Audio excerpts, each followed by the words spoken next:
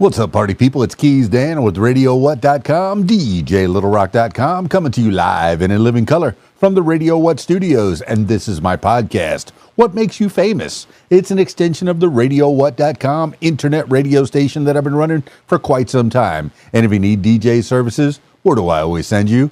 DJLittleRock.com. One more time, DJLittleRock.com. Check availability and get a free price quote. And maybe you can have me at your next event. You know I like to party with the people. The people need to be entertained. Oh, you're not entertained. Let me entertain you. Today on the program, speaking of entertainment, I have Dan Patrick McLaughlin, also known as Mr. Mac. You probably know him as Mr. Mac if you've seen him play the guitar or play any kind of music in a place near you. That is, if you are in Hawaii. Well, he took a trip here to Jacksonville, Arkansas, pretty close to where I'm at here in the Conway, Arkansas area. So I took a 45-minute trip down to where he was, and we sat in his biological sister's house. I'm excited. We had a face-to-face conversation. I was using my lavalier mics and my phone. So this is the first time I've ever done this setup before, and it came out pretty good. So I'm excited for you to hear more about Dan Patrick McLaughlin, aka Mr. Mac, in the next few minutes. So stick around. This week's shows, let's see, I have my one public show this week. That's over at the Rab in Conway, Arkansas. My usual Friday night gig, the Video Dance Party Karaoke Jam. Yes, I said karaoke. You're the stars of the show. They got a full bar. The kitchen's open. They got 10 diamond style professional pool tables. In fact, they have a pool tournament most Friday nights at the Rab in Conway, Arkansas. If you want to play pool and possibly make some money while you're doing it, while you're waiting to sing a song next to yours truly, you come on out to the Rab. They have some good food. I'll tell you, that kitchen, it's got some good food. That kitchen is usually open till about 10:30. Have some food, have some drinks. We go from 8 p.m. until 12:30 in the AM on Friday nights at the Rab. Always a good time, always good people, good singers. We got some really talented people. So it's like a little concert starring each and every one of you. So excited that I get to be at the Rab in Conway, Arkansas, almost every Friday night of the year. Oh, and then on Saturday, I have a private corporate event.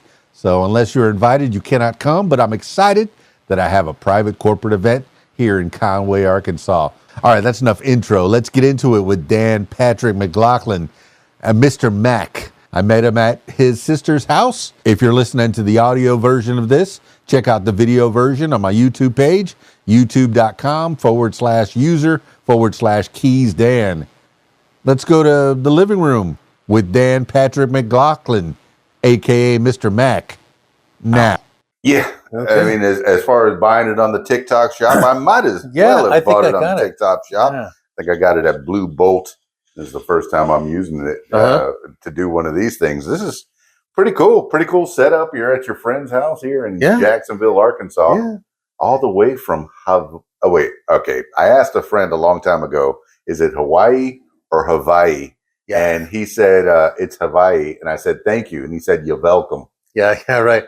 I would say that, so if you're really getting technical, it is Hawaii with a very strong guttural stop at the E, Hawaii, like that. But, even local Hawaiians might say Hawaii, it's fine. Same, yeah.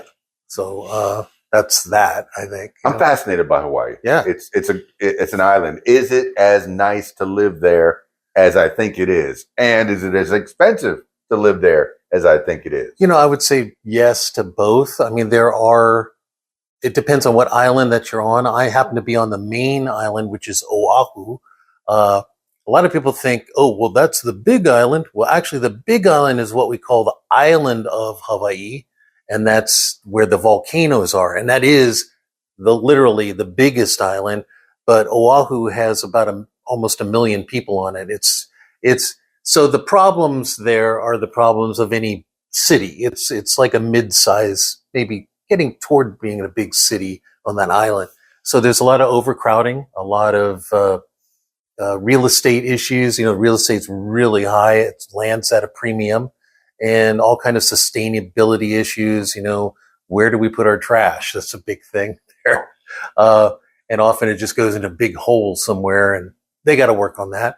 But on the other hand, I always say the beautiful part about Hawaii is just about any time you can. Well, I mean, there are stormy days in the winter, but just about any time you can go swimming in the ocean and float and be warm and just, if you like a tropical climate, it's great. Usually there's a nice breeze blowing, so it might be up in the 80s, but if there's a nice breeze blowing, it's like a nice summer day anywhere else.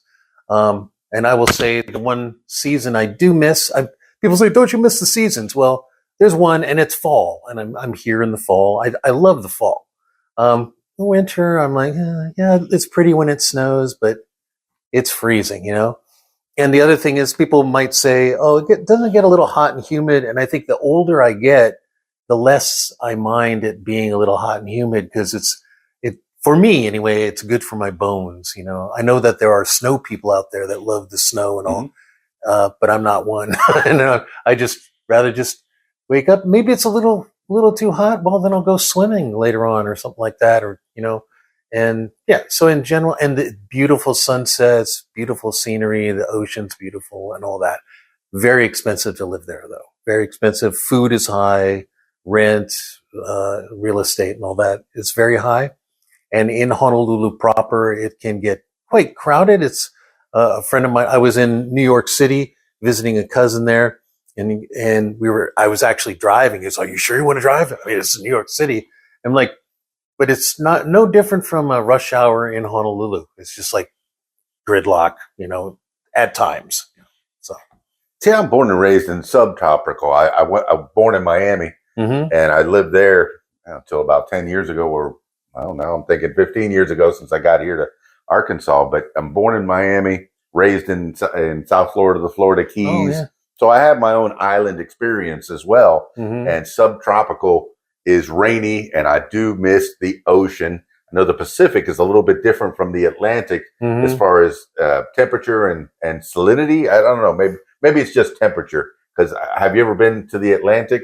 I've dipped my toes in the Pacific out in California, and I realized straight away it was much colder, and it was July. Yeah, and it was still cold out there. I could see why surfers wear their wetsuits when they're going surfing. Yeah, it's interesting because I grew up a little bit in Florida. I grew up in Winter Park near Orlando. I lived there for about a year. And we would go to New Smyrna Beach, and when I was a kid, and I guess I can't really remember the difference because I was so young then. And you get used to it, and it's not super cold in Hawaii. I think it's a little bit different than California.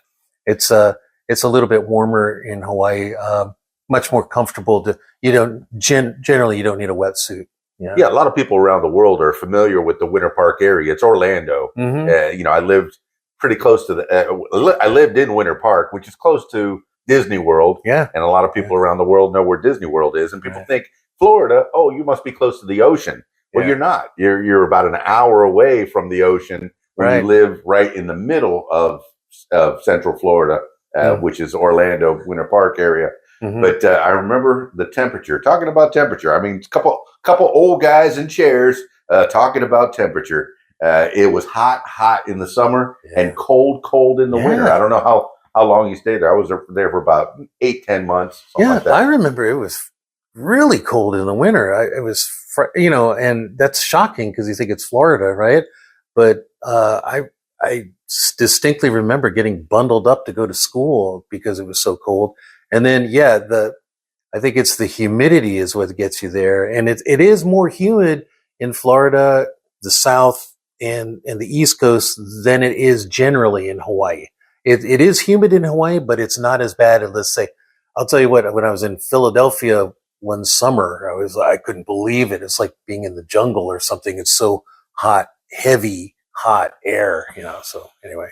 Well, I do miss my island life. I lived in Key Largo for a long time, and that's where KeysDAN comes from. That's where it comes from. And we haven't even introduced each other. It's Dan McLaughlin, Dan Patrick McLaughlin, if you find him on on Facebook. Daniel Patrick McLaughlin on Facebook.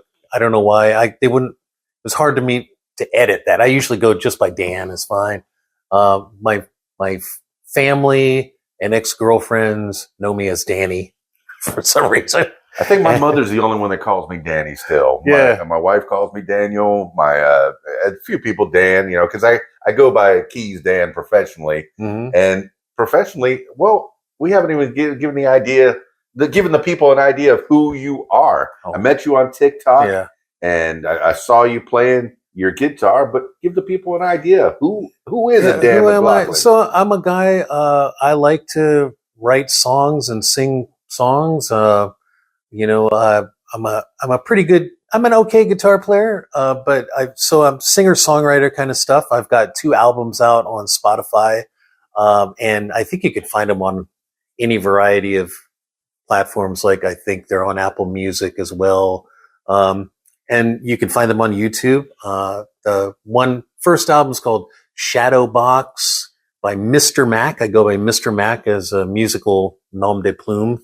And the other one, the latest one is Invisible Lines. Make sure if you're looking for them to put in by Mr. Mac, and sometimes if you just look for Mr. Mac, you're going to find all kinds of people named Mr. Mac that don't really look like me, but and that's fine. But so you got to put in those names, but they're there and they're begging to be streamed. I suppose they're a little bit old fashioned in that they're all about just the lyrics and the playing with the band and all. It's not a lot of electronic stuff or rap or anything. It's not that I don't like those genres of music. It's just that's just the music I happen to write just comes naturally as I start out with the guitar and start singing. And then I have another side of my musical thing is this weird experimental music that maybe 0.05% of the population might like. And it's free improvisational. And I play my electric guitar, but I also play a rubber band. So that sort of sounds like a trumpet or a saxophone. I learned that from a fellow named Stan Wood in Portland, Oregon. And so often you'll see me, I'll be in Portland doing something or, attending a riot or whatever.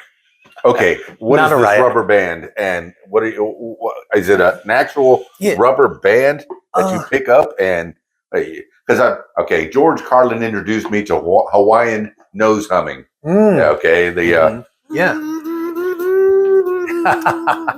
Hawaiian nose humming. Okay. Right.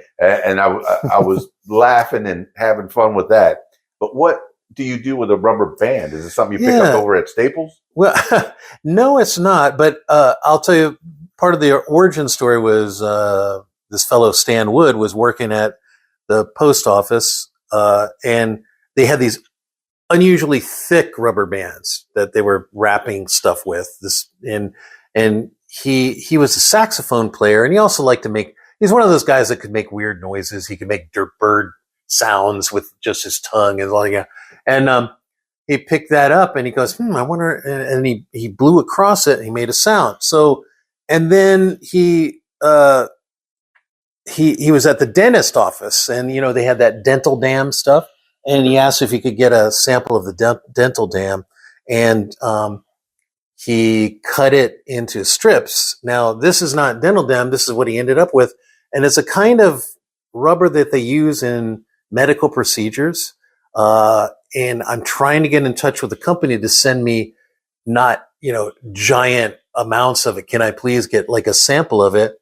And what you do is you hold it and here, sometimes when I'm put on the spot, it doesn't always happen. So we'll just see. I hold it like this and I blow across and down.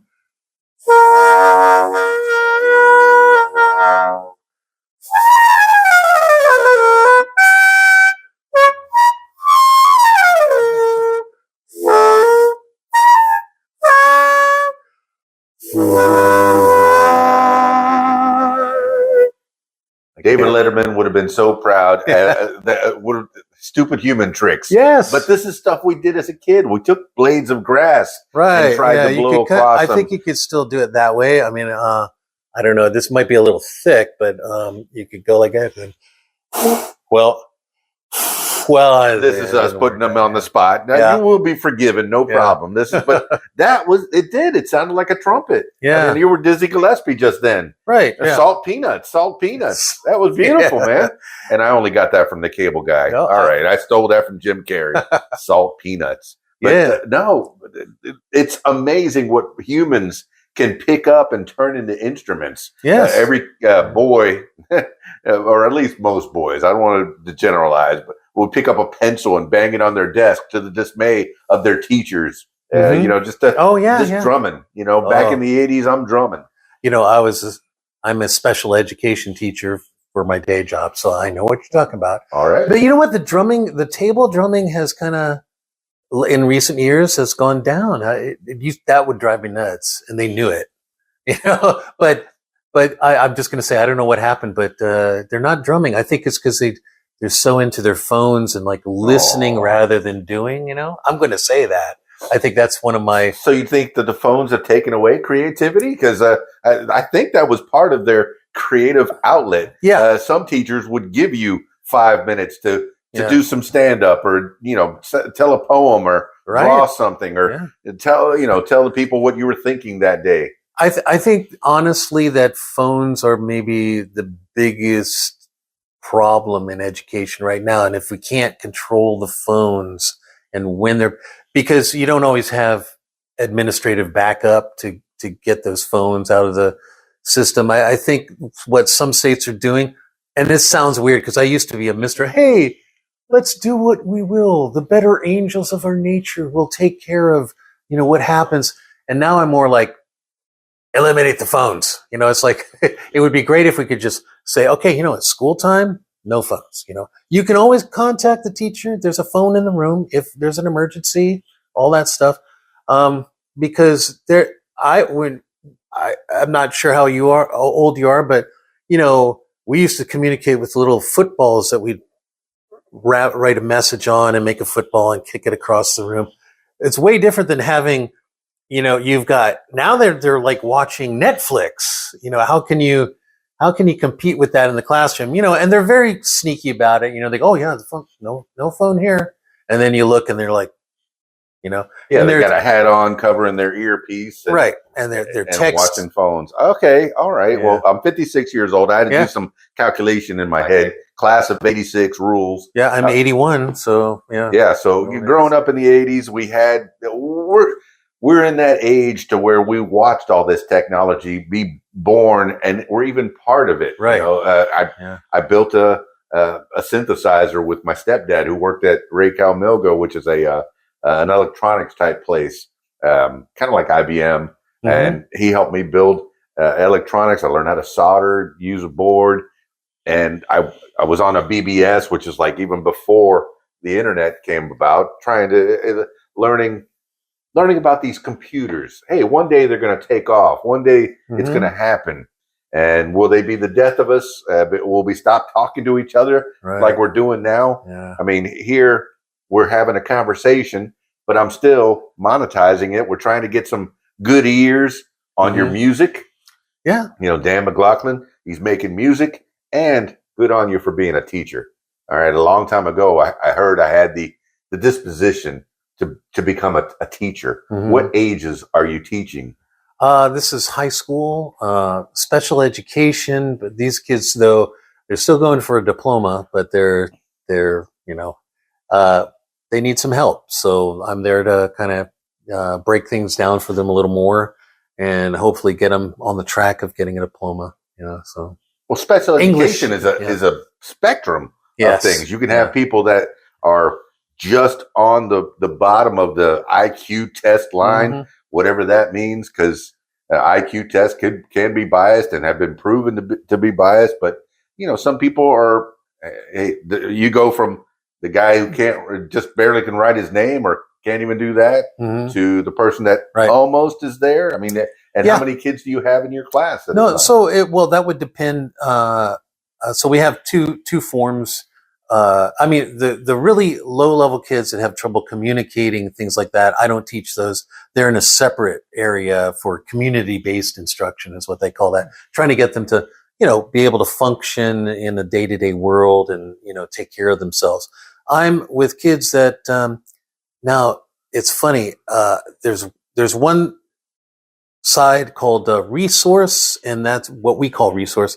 And it's a small room, maybe anywhere from 2 to 8 kids, but they're still going for a diploma. And then there's another thing called inclusion. So maybe there'd be 4 to 8 kids in a general ed classroom, but I'm there with the teacher to help everybody out in that class. But I will say, even in my resource class, with the small class, which you would think that would be the super low kids, you'll have kids with a post-high school reading level in there. And you kind of go, why are you in special ed? Because of their anxiety or their inability to communicate verbally or through written expression, for whatever reason, and I'm so I'm technically a boomer because I was born in 1963, but sort of a Gen Xer, and part of me wants to go, get your hard hat on and let's go to work. Come on, but then the other part says, I mean, there are some legitimate concerns psychologically and mentally, and that's where I come in, good or bad. And sometimes my life is absolute, chaos and craziness in that room, and other times it can be kind of enheartening, almost like a family kind of thing, like kids that really, I think if the kid himself or herself, it just accepts that they have a bit of a disability and I want to learn, I want to get over it, I want some help, then they're going to do fine. And they have a work ethic. But there's some kids, I'm going to say, that are there because, let's say they have behavioral problems and they don't get along with other kids in class and could be a distraction to those other classes. So that can be a problem.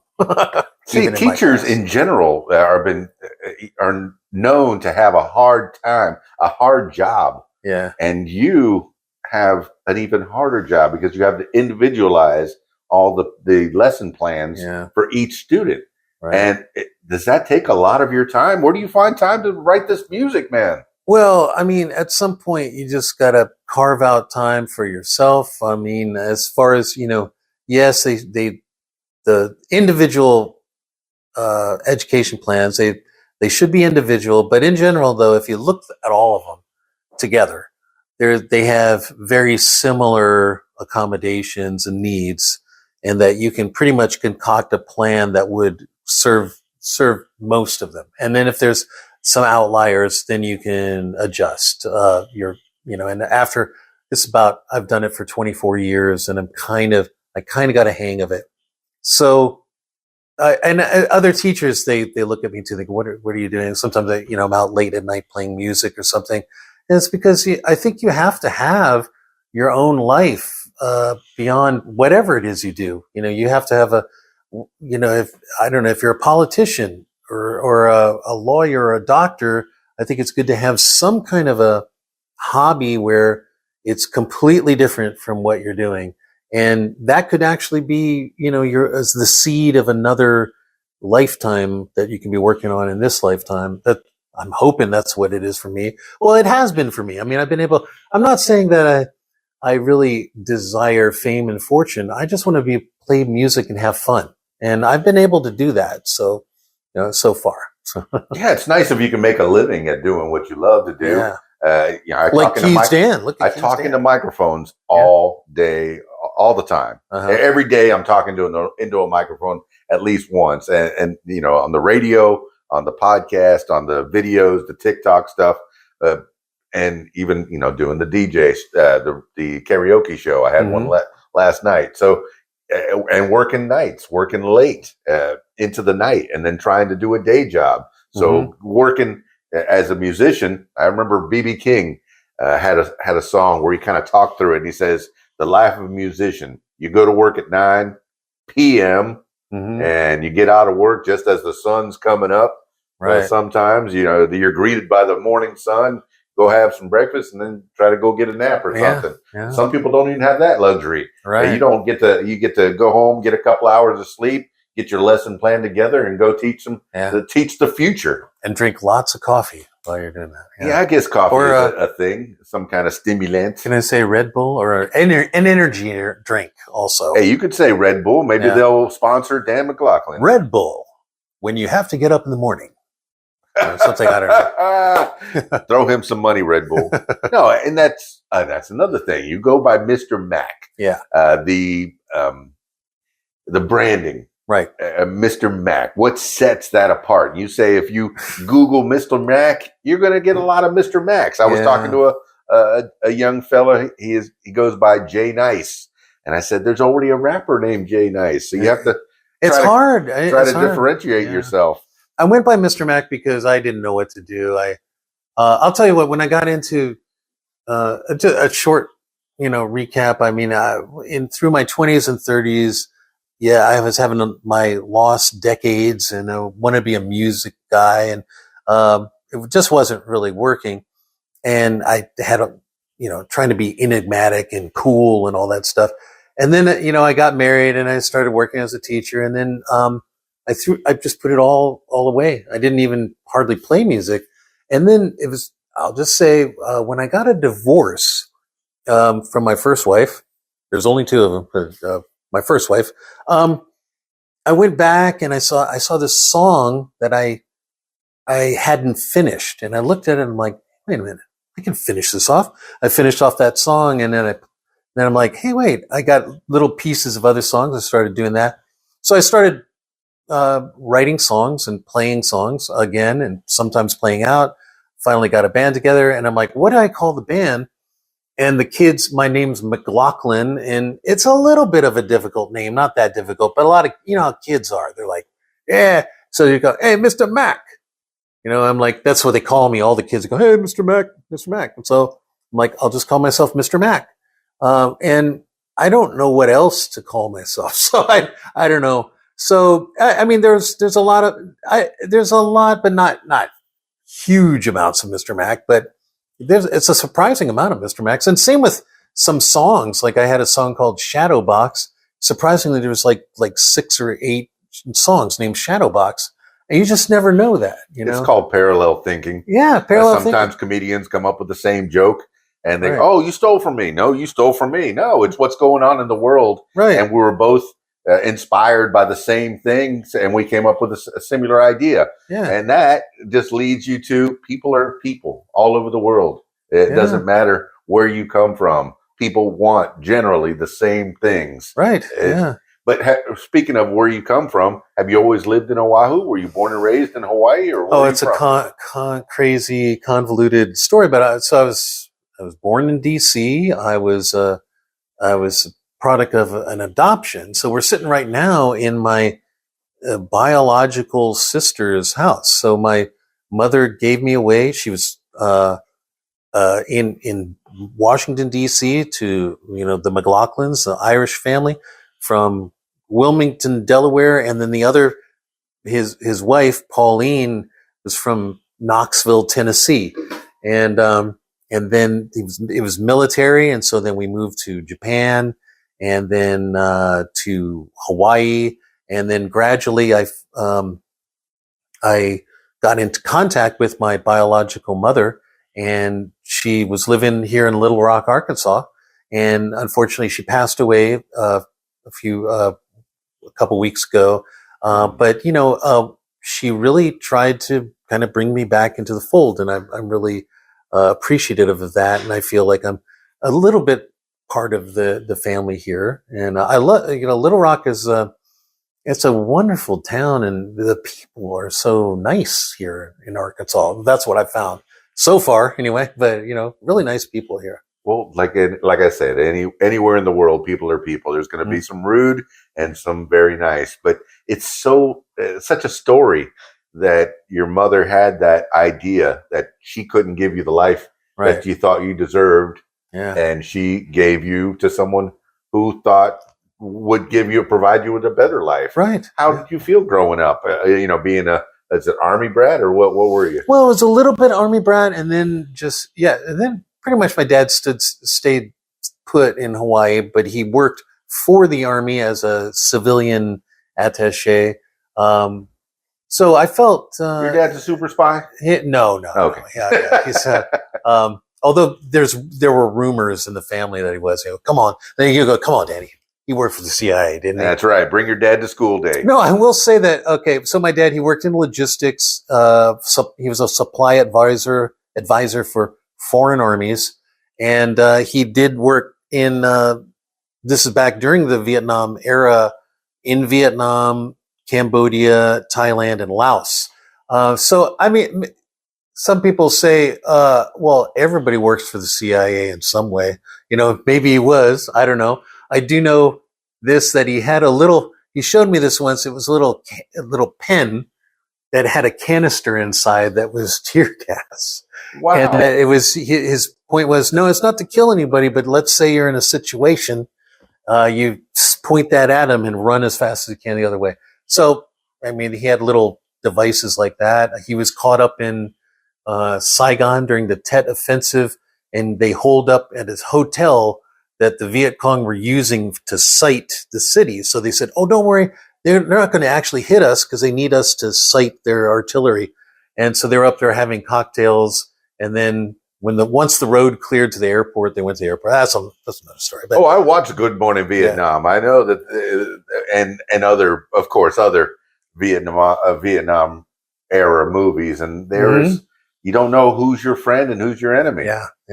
Because people are people. Yeah. You could look this way and that way, and who knows? Back then. But getting back to being adopted, here's the deal. It's like my parents, and I consider my parents my adoptive parents. It gets confusing over time. Sure. But they wanted me to know that I was adopted, but that was a special thing. That was we chose to have you, and that's why. The reason is because he was Irish, had freckly, light skin, and I was, so I'm half Malaysian and half Caucasian, right? And in the sun, I get super brown. And I'll always remember this one day, he goes, he said, you're adopted, Danny. You're not, somebody else, gave you up, and because they couldn't take care of you, and now we're taking care of you, and we chose to. And I said, what? But you're my daddy. And he put our arms together, and I had a really kind of brown arm, and he had a freckly, white, sunburned arm, and he goes, do you see a difference? And I'm going to tell you, this is the weirdest thing. I didn't see a difference. I saw there was two arms, and he goes, no. So no, look, you're brown, and I've got these freckly things. And then I noticed, and I could see it. Then it's funny because as a kid, I just didn't see it, and I just thought everybody's literally, I said, everybody's red inside. Yeah. I grew up in Miami. I went to Catholic school until I was in 6th grade. Uh-huh. I had wonderful teachers, and I did not know race until 7th grade when I went to public school. Mm-hmm. I had no idea there was black, white, red, brown. Miami is the melting pot. Yeah. In my opinion, of the world, of the United States. Mm-hmm. And then, New York, big cities like that, Los Angeles, even though Los Angeles is kind of spread out, you have different kinds of people living together and harmonizing. I'm half Cuban, half Irish. So when I get in the sun, if I get a chance to get in the sun, which is hardly ever, I do get that nice olive brown skin. And when I was in Key Largo, I was a firefighter in great shape, and I'd be out there washing my fire trucks in my shorts. Mm-hmm. And all the other male firefighters said, "Oh, you're our hook," because the girls would drive by, whistling and stuff. So we'd get groupies. But I miss the sun. I miss the ocean. Mm-hmm. I miss all that. But people are people. And I have an adopted sister, and she has since gone to, or she did find her family when she got to late in her teens, and she found her family. Do you have, is there a group of adopted people? Do you have experiences with other adopted people? Do they all want to find their biological parents, or is it generally I don't care. They gave me up. Yeah, I don't really belong to like a club of adopted people or something like that. But the people that I found that are adopted, it's kind of interesting that you find, oh wow, you're adopted. I am too, and like that. So some I found do have curiosity and do look for their parents. Some their parents found them, and that's amazing, and they were fine with it. And others are like, I know these are my parents. They might, and I understand that. On the other hand, and that's the way I was for a long time. These are my real parents. I've been adopted, and then there's this hole of curiosity that grows, and I just go, what's the story? How did this happen? Who was this person really? And it's just your own. If you have a lot of curiosity about your own personal history and sometimes genetic history, it might be important to learn. Do you have certain congenital problems or something that might arise? Things like that. I think that's when you're more curious. I think if you just like a good story, I think, and this is your own story, right? You go looking for the origin story, Yeah, it's the age-old question: who am I? Yeah.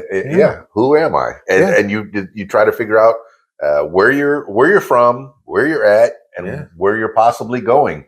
And you talked about maybe congenital problems. Hey, if did my biological dad have heart problems, or is there cancer in the family? You want to know these kinds of things because as we get a little older, we want to know what we're going to be facing, or what's the possibility, or if there's any preventative medicine that we can take. I mean, you seem pretty healthy to me. I mean, you feeling good? I'm okay. I got a lot of stuff inside. I'm 62. I got issues. I have, I'm diabetic. I have high blood pressure.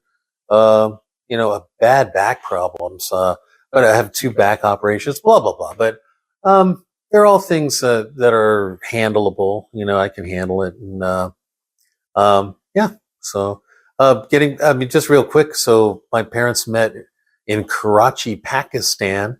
Okay. And he was like he was Malaysian, somehow attached with the embassy, and he was kind of robbing the cradle a little bit. He was like in his 20s. She was maybe 17, and anyway, and then she came back not really even knowing she was pregnant because she was an innocent Catholic girl.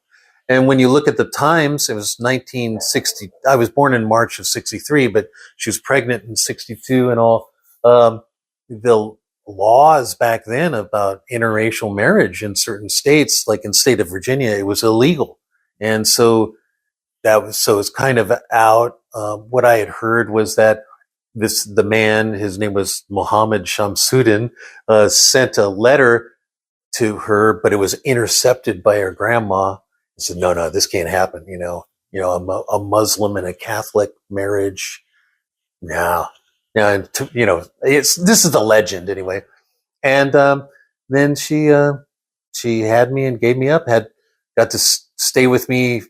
Back then, they just whisk you away once she gave birth, and then she could see me for 2 hours before actually just direct relinquishment on the steps of Walter Reed Army Medical Center.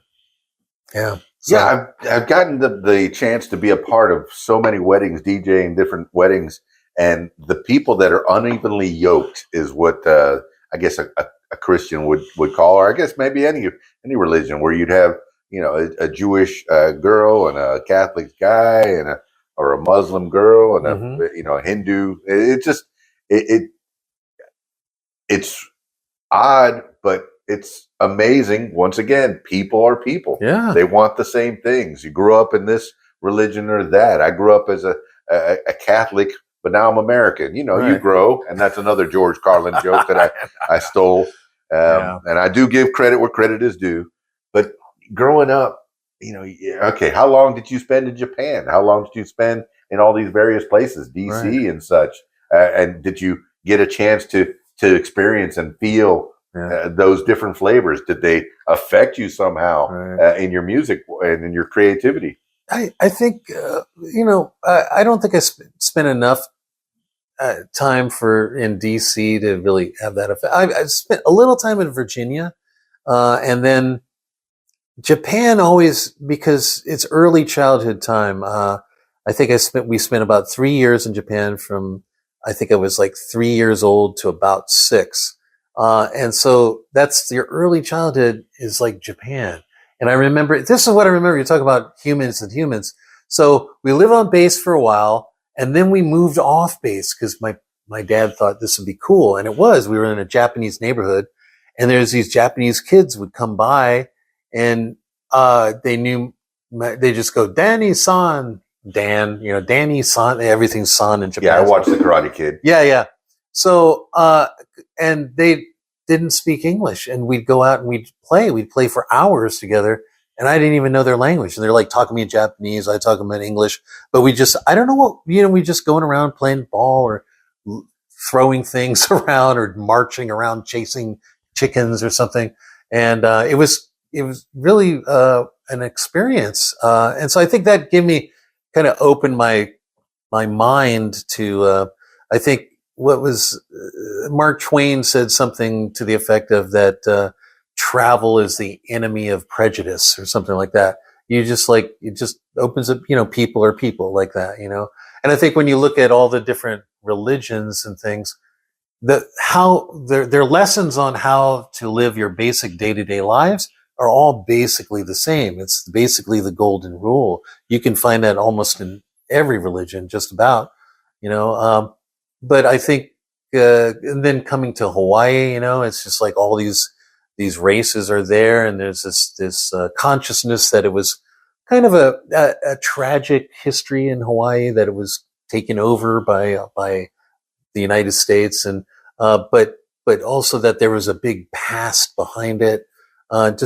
Just opened my mind up to just thinking about history and ethnicity and history, sociology. How do people get along? It's fascinating. I think one interesting thing I did was I did construction work in Japan, like in my 30s, and that was just a interesting experience. Wait, you said you were a little kid in Japan? Yeah. Oh, well, I went back. You went back. So okay. Yeah, I was having a lost decade, in Portland, and then I. Portland? We didn't even talk about Portland. Oh, we didn't even talk about. Yeah. So I went to school up in Oregon and near Portland, and then I went up to Portland to have my lost decade. And I worked. After college, I just didn't know what I wanted to do. And, what is a lost decade? That's where you just. I think. Okay, it can mean different things to different people. I find it to mean that I was unclear of any particular goal in my life, and maybe it was a time of a lot of self-discovery, and perhaps throw in a bit of hedonism and just like chasing the next sensation and not really thinking about the future. That's just called being in your 20s. I think everyone should wait to get married until they're 30. Right. Because your brain and your oats have been sowed. Your brain has been fully formed. You know what you want. Yeah. My suggestion to all the young people is wait till you get to 30. Right. You're still young enough to have your children, but you're old enough to know what you want. Yeah. For the most part. Yeah. But you talked about the golden rule: do unto others as they do unto you. Yeah. And you also grew up and you're living in a very colonized place. Yeah.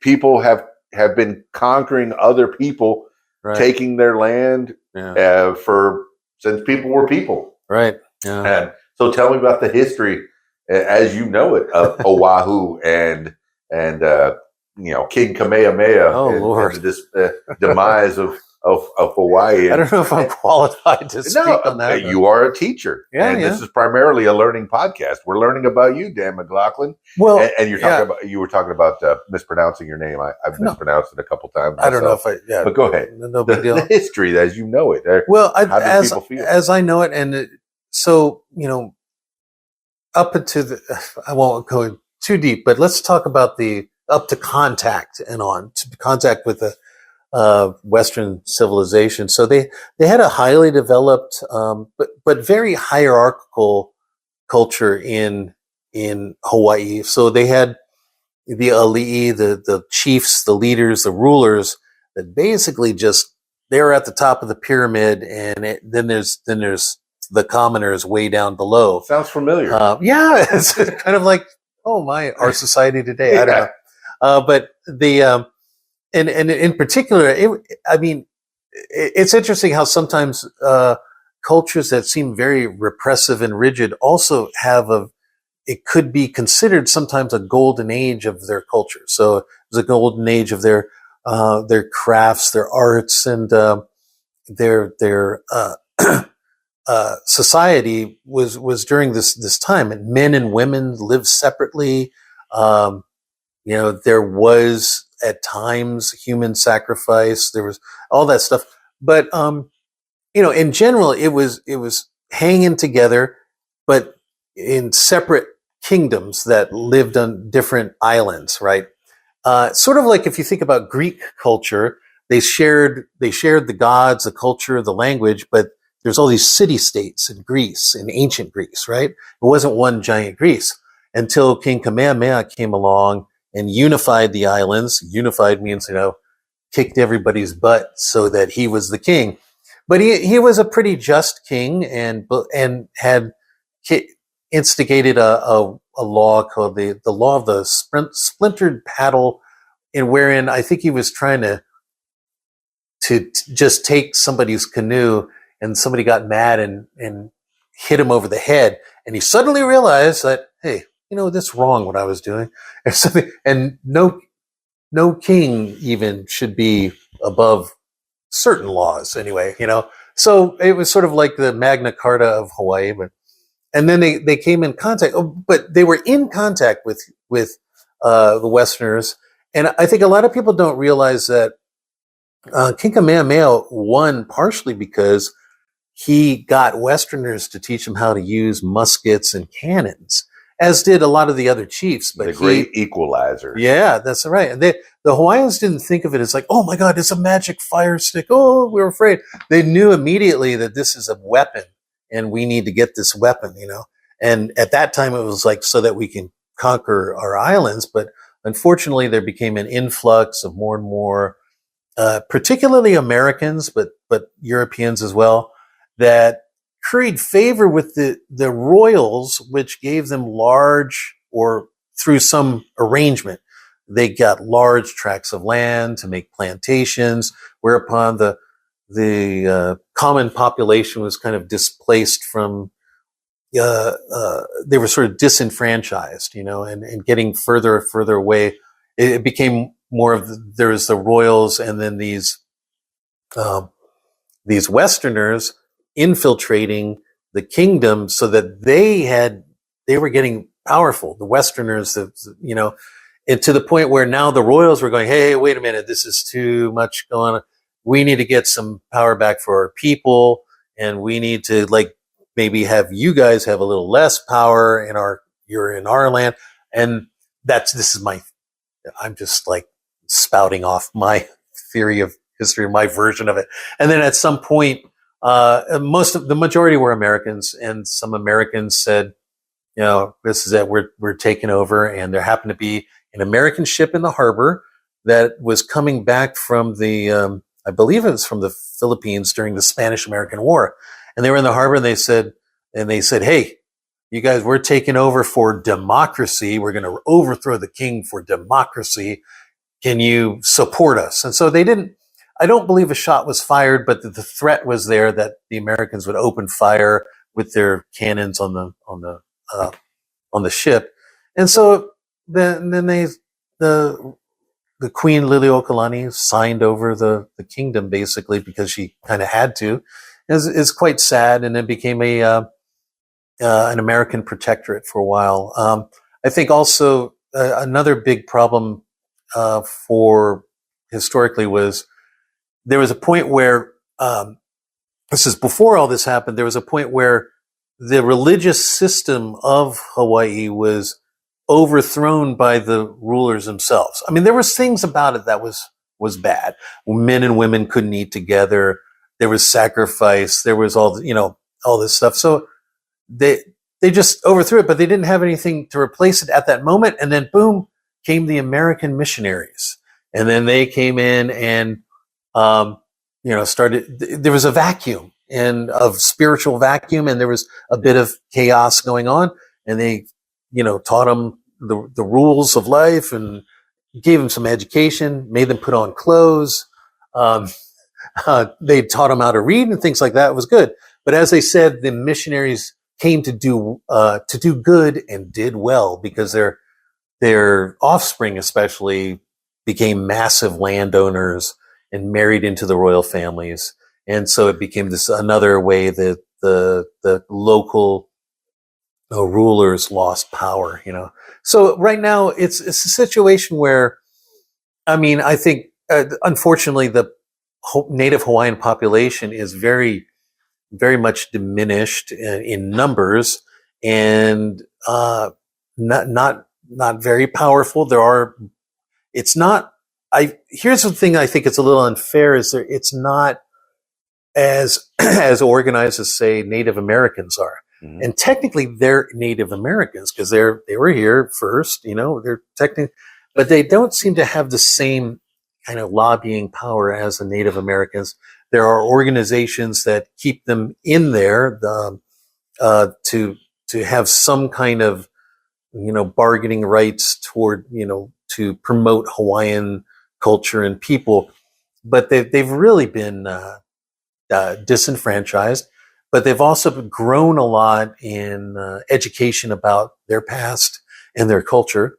And there's many organizations that are really trying to restore, the dignity of the Hawaiian people and the dignity of their culture and their history.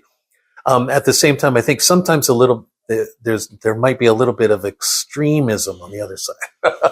It's the age of extremism. I grew up in South Florida. I remember the Seminoles, but you're saying every island had their own tribe, sort of, and with their own hierarchy as well, or their own system of, or their own little government.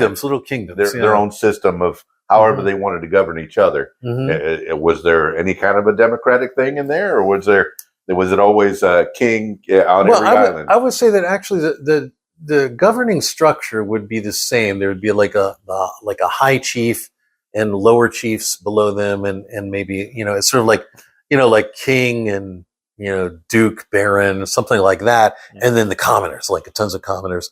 That structure was the same. And there was no, I think it'd be safe to say there was no democracy in other than maybe there's a council that maybe a king might say, "What do you guys think?" And they might say something. It was like little kingdoms, but I will say, once they became, they became unified and they had a monarchy, they created a constitutional monarchy, and they had a legislative body for all the islands to come together. And then the king or queen was at the top, like the president, sort of. So what did they model this after? Did they British, meet the English? British. That's what I wondered. If they met the British and did the constitutional monarchy. And I would say that the Hawaiians were Anglophiles, in fact, and they courted the royalty. This would be in the 1800s. Really courted the British because they felt that they were the most powerful empire, number one. And if they won them over, then they have sort of like a little bit of a protectorate, against other countries. It seemed like, unfortunately, like the Americans were out to let's get some land, let's exploit you as much as possible.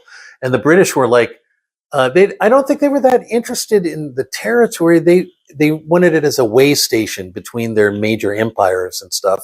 And they sent, the Hawaiians sent royals to England and to just kind of, hang out and I think they ended up being recognized as a kingdom, and that's what they wanted. And if you look at the Hawaiian flag, in fact, part of it is the British flag of the Union Jack is in there, but it's simply used as a symbol as the Union Jack of the islands, and then there's 8 stripes representing the islands. So That's why.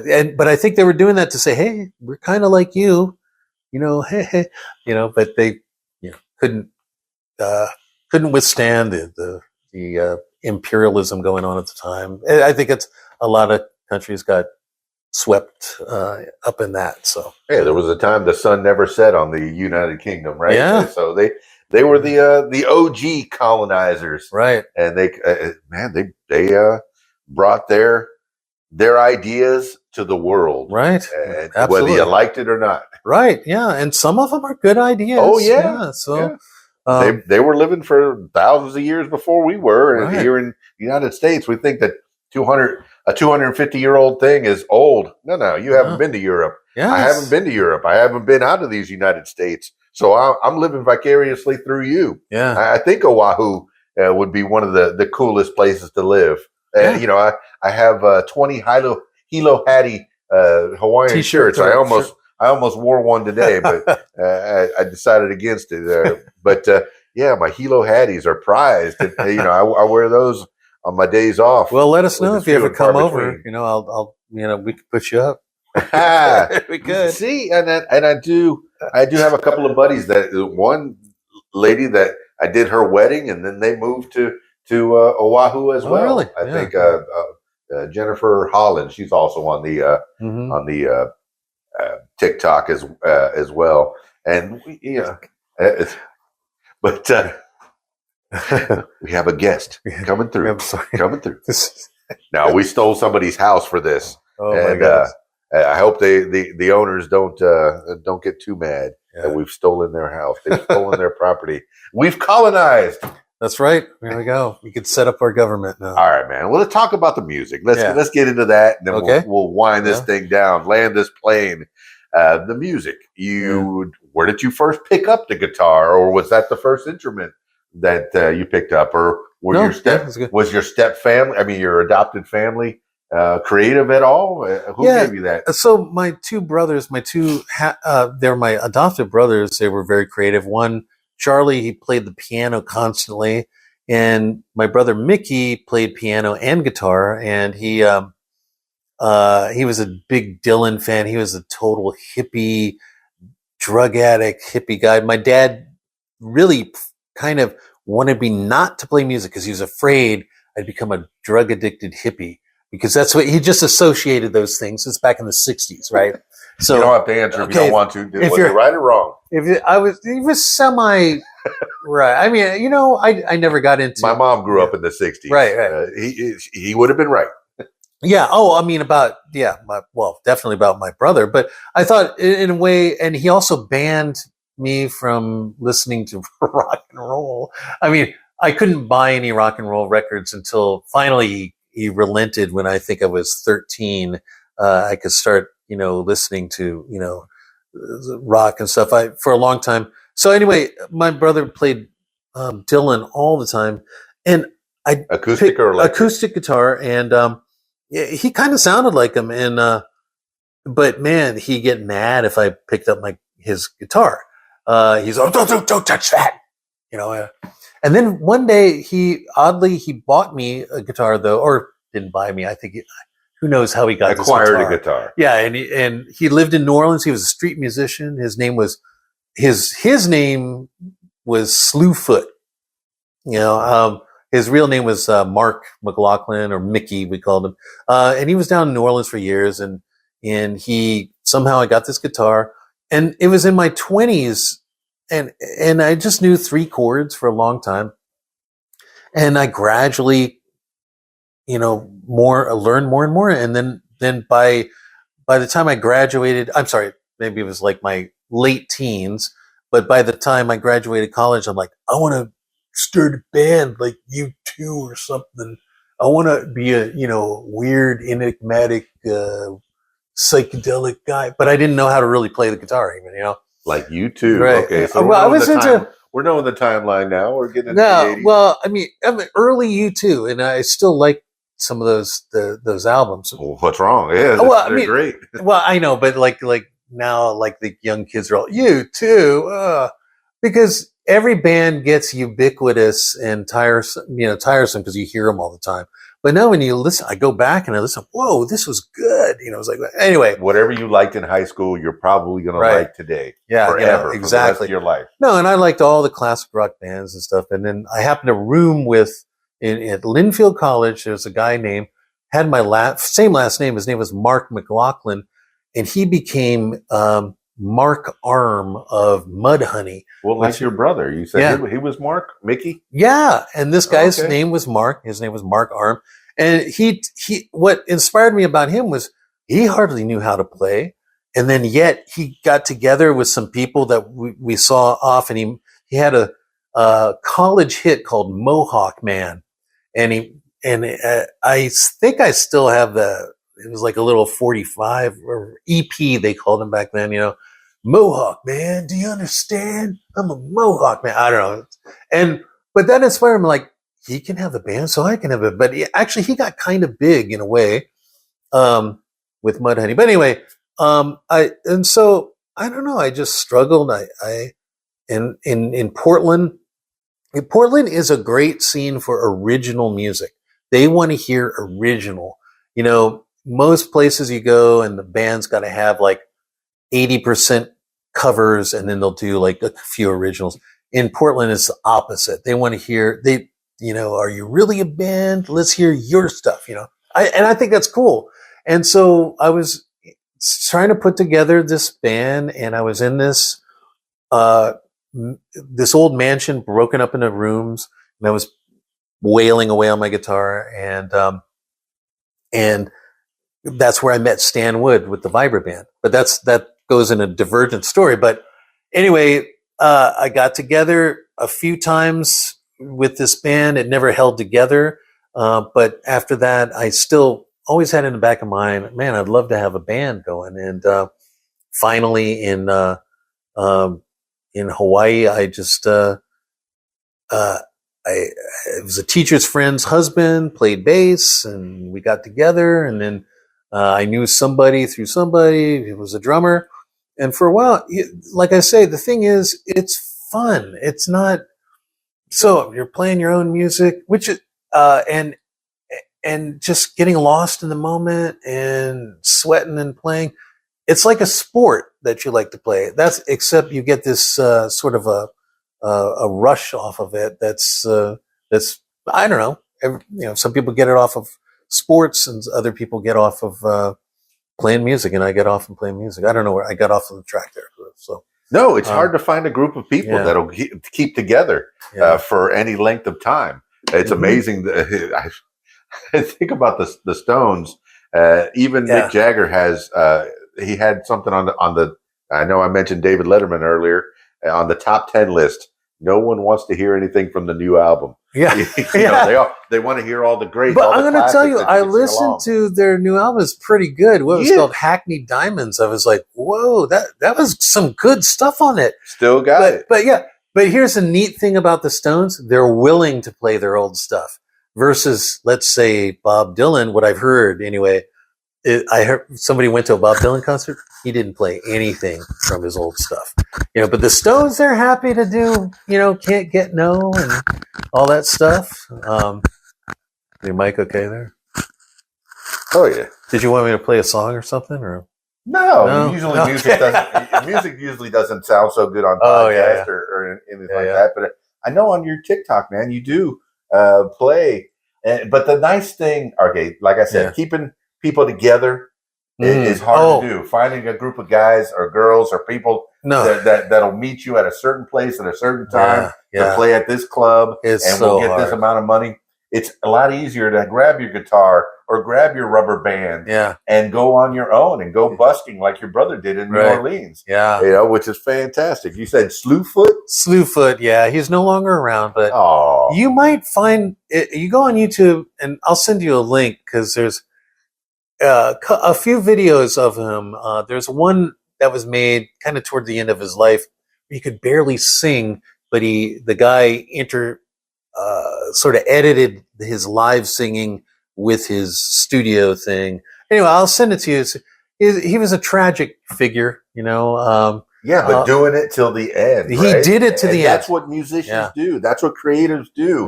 They don't want to stop doing this. Do I think I'm ever going to retire? Never, ever. As long as I have breath and voice and the ability to work a microphone, I will keep doing this, talking to interesting people. Dan McLaughlin, I'm learning so much from you. And obviously you're a teacher because you're teaching me. You're teaching the people about Hawaii, about your life, about where you came from and, how it affected you. Now, when you're playing your music, when you're writing your songs, and do you write all your own songs or do you have other people that have given you songs to sing? Well, no. I write when I'm going to write my song. It's generally me. I'm not averse to somebody saying, "Hey, let's write together. Or let's try something." I think I know somebody gave. I'll just say my friend Joe Lohmeyer, who was a waiter in a restaurant in Hawaii, gave me the idea for a song. Whereas he was a waiter, and he was describing how he was trying to get some help from a cook. It's notorious sometimes cooks can be mean to waiters, and vice versa, because they're the kings of their realm. And anyway, and Joe was coming back there, and the cooks, hey, can't you see my invisible line? I'm like, wow, can't you see my invisible line? What? That's a song there. That's what it's the song. I'm like, wow, that's amazing. And then I wrote that song now. But yeah, I write my own songs. I mean, I do covers and stuff on my TikTok just because I have fun singing covers a lot. Well, that brings people in as well. Yeah, it is. You have something that's familiar. Oh, let's hear Dan McLaughlin's take on this song. Yeah. What's your go-to if you're doing a show? And I want to talk about what shows you're doing, and when like your first time up on stage in front of people. But when you're going to do a show, what's your favorite go-to cover song, and what's your go-to original song? Well, I think so I'll start off with the easiest ones because I think it's important if you have a cover, it's got to be easy, and you can just do it with your eyes closed and wail on it. I think it's an old song by the Police called "So Lonely." Yes. Well, someone told me yesterday. I like the words. Is that where that's from? What is that? What was that from? I don't think it's Synchronicity because I think it's from their over and over. Outlandos No More or something. I don't know. It's one of their earlier ones, and it just has this long chorus. It's just so lonely, so lonely. Yeah, anyway, I remember the song, but I like the words of the song. It's kind of fun, and you can improvise over it too, and that's fun. That's one of my go-to. And then for my own song, there's a song, an easy, always start off is called "Looking for You," and it's sort of my 8675309 song. It's like da da da da da. It's like really easy. I often start off with that because it's an easy song to ease into if you're doing a live gig. And then if we have all the gear and I'm electric, then I like to do Invisible Lines. And there's a song called "You Said It Was Doomed," which is like, it's almost metal like. And, it's kind of fun to get all like that. But then I also have, acoustic songs that I like, or where's acoustic ones called "Island Days." And especially, I think there's a song that could be a hit on the college circuit as a novelty song called "Microwave Burrito." And I wrote that because and I always say, I'm going to write an ode to microwave burritos because that's what I ate in college and they saved my life. And or made me happy because, you go, oh, I got something. Yes, a giant extra spicy beef or something. And what was in them? I have no idea, but I ate a lot of microwave burritos. Sometimes at school, I get the little ones and they're a good snack every once in a while. They just take the edge off. All right. This portion of the podcast brought to you by Microwave Burritos. Yeah. No, that's fantastic. Yeah. And you're okay. When you're doing a show, do you write yourself a song list or is it all freestyle? No, it depends on the show. So sometimes if I feel it's going to be more acoustic and more kind of intimate and fun, I put together all my songs that really lend them. I could do all the songs acoustically, but I try to, it's just like anything, you try to get a nice flow going, put in a few covers, And and if it's like a bar crowd or a coffee house crowd, like that, I might even lately I've been, as a cover, I'll do the Billie Eilish song, What Was I Made For? Because I think it's funny, it's like a big old guy going, what was I made for? Yes. Yes, when guys sing girl songs, it's fun at the karaoke shows. Yeah. But just like you, I go to a show thinking one thing, but then you read the crowd, you go, okay, they're kind of feeling this. But I go in, I do a show every Friday night at the Rab in Conway, Arkansas. Shameless plug. But I do a show there every Friday night, and I'll do 70s, then 80s, then maybe today's music, and I'll do one theme primarily to start the show off, but who knows where it's going to go. I'll be your human jukebox. Yeah. Do you have people that shout out Freebird? Not lately, no. No, not lately. Okay, so often that's aging us. Freebird is done. What would be the shout song? No, I'm just trying to think. Uptown Funk. I can't. Yeah, they might want. And by the way, the guy Bruno Mars went to the high school that I teach at. Yeah, Roosevelt High School. Yeah. And it all comes full circle. Yeah. See? And I like Bruno Mars so much. He is so talented. Taking it back to the 60s. Yeah. There was years ago in about early 2000s, I had a young lady come up to me while I was doing a show, and I was doing an 80s theme show. How come there's no new 80s music? Right. Yeah. Yeah, it's the decade. But so getting back to like constructing your set list, trying to think of the demographic where you're going to be at, So I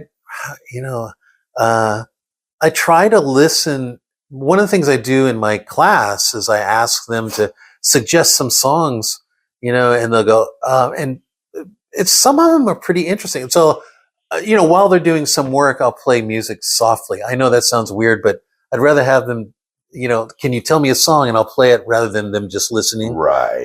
So that way it becomes a social, a more, everybody's listening to the same thing. Right. And we're all in this classroom together. Right.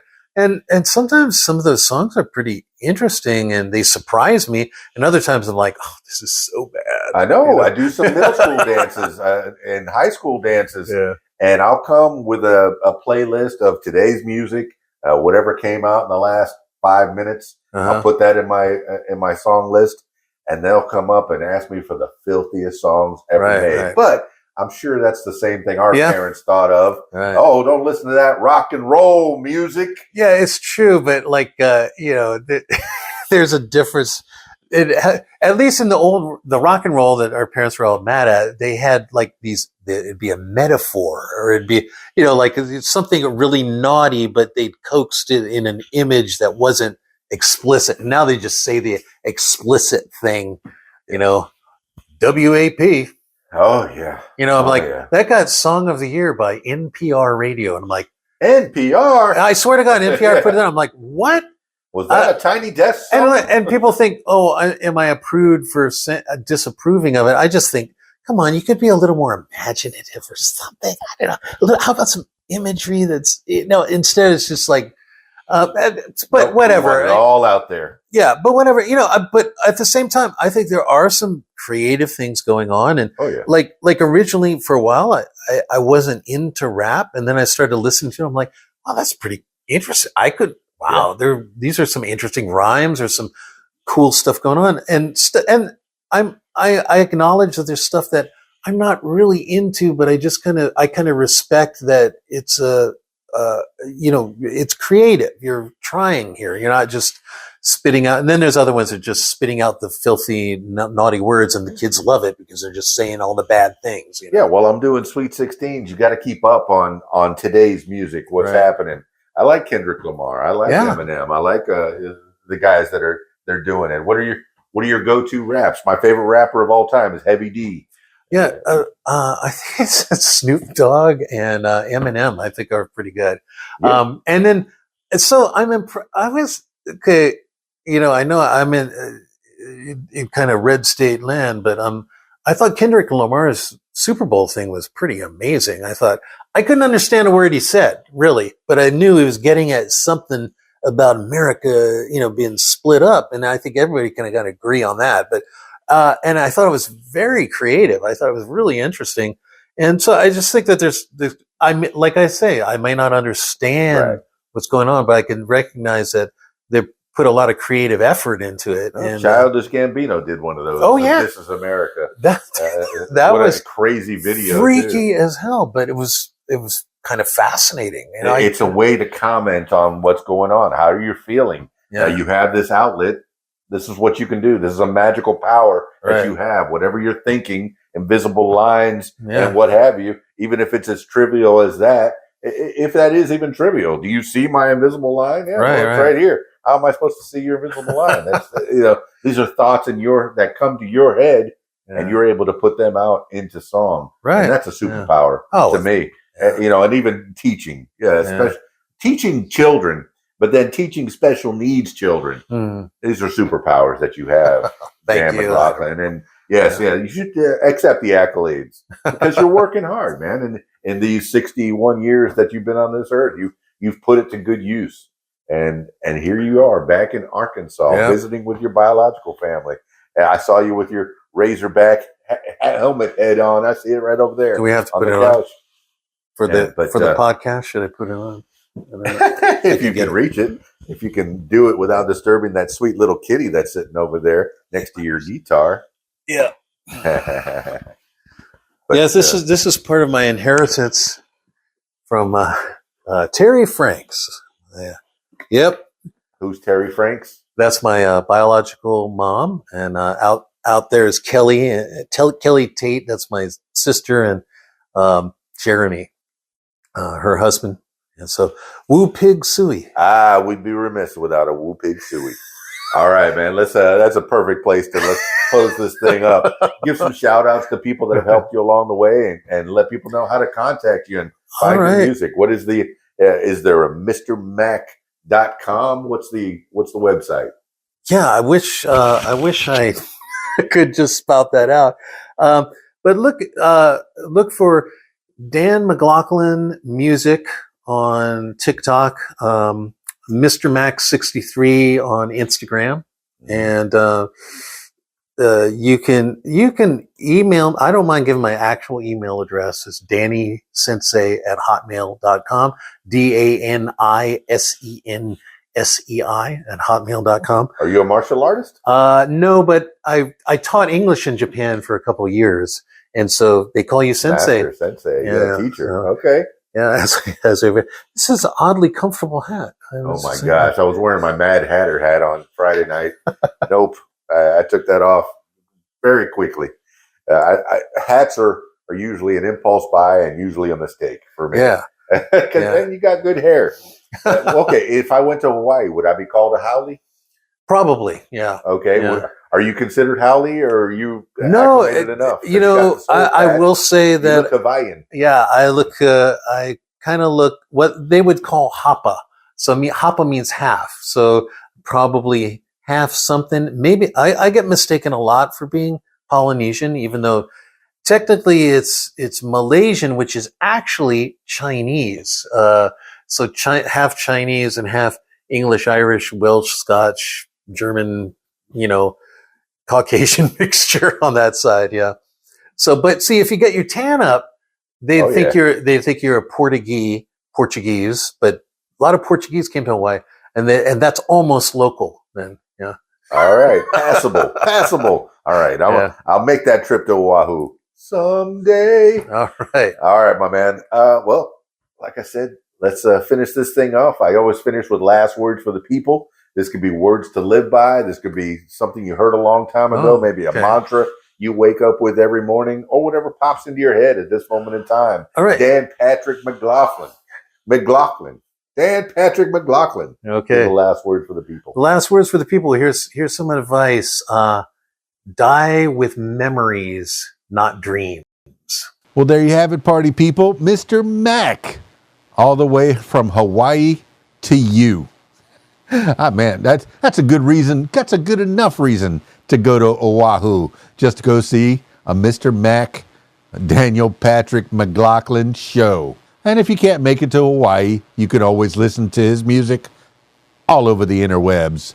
I put his links in the show notes, Linktree, that gives you the links to the various Spotify's and Apple. So good to meet you, Dan Patrick McLaughlin, in the flesh, in person. Usually I'm doing these things on Zoom, and it was so nice to be able to sit with you and look at you face to face and just have a good conversation about where you're from, where you're at, and where you're heading. So stoked. Keep on playing that music, and aloha and mahalos to you. That's it for this edition of What Makes You Famous. Now, if you, yes, you, my loyal listener, if you'd like to tell your story, I encourage you to give me a call, 501-470-6386, or email keysdan@aol.com. That's it for me. It's KeysDAN, RadioWhat.com, DJLittleRock.com. Aloha. I'm out of here.